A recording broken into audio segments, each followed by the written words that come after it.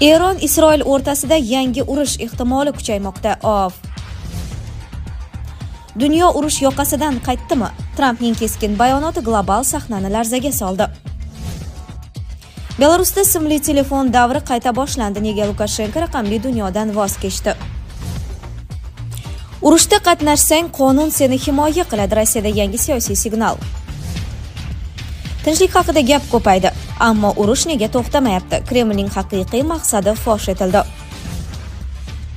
Dunyodagi eng katta og'izli ayol internetni portlatdi. Tramp bilan uchrashgan To'qayev Putin yoniga boradi. Eron Isroil o'rtasida yangi urush ehtimoli kuchaymoqda. New York Times yozishicha, Eron va Isroil o'rtasida harbiy to'qnashuv ehtimoli keskin ortib bormoqda. Nashrning ta'kidlashicha, Eronga nisbatan qat'iy sanksiyalarning qayta joriy etilishi va Tehronning yadro dasturi bo'yicha muzokaralarning to'xtab qolishi mintaqada vaziyatni yanada keskinlashtirgan.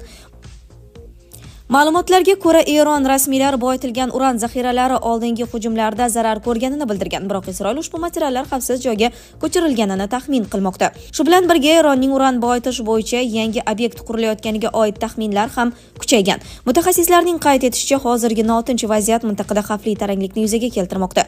Isroil uzoq yillardan buyon Eronning yadro dasturini o'z milliy xavfsizligi uchun tahdid deb hisoblab keladi. Fors ko'rfazidagi ayrim davlatlar esa vaziyat Isroil tomonidan Eron hududidagi yangi harbiy zarba berilishiga deyarli asos yaratganini ta'kidlamoqda.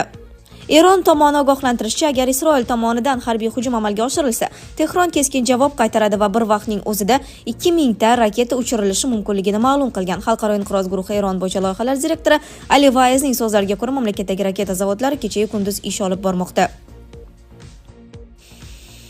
Dunyo urush yoqasidan qaytdimi? Trampning keskin bayonoti global sahnani larzaga soldi. AQSh prezidenti Tramp quyidagi tadbirda Ukraina atrofidagi urush endi jahon miqyosida kengayib 3-jahon urushiga aylanmasligini ta'kidladi. U o'z nutqida, agar men prezident bo'lmaganimda, bu urush 3-jahon urushiga olib kelishi mumkin edi. Agar bizda nima qilayotganini biladigan prezident bo'lmaganida, AQSh bu alangaga juda oson tushib qolishi mumkin edi, dedi Tramp.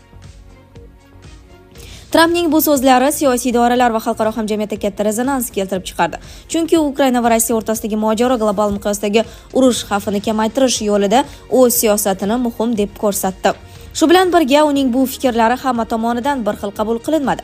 Ayrim tahlilchilar Trampning agar men bo'lmaganimda degan iborasini o'zini oqlash va siyosiy reklama sifatida baholashdi. Ularning fikricha, Ukraina urushi hanuz keskin holatda va Trampning so'zlari real diplomatik yechimdan ko'ra ko'proq siyosiy nutq darajasida qolmoqda. Ammo Tramp tarafdorlari bu fikrga qo'shilmaydi.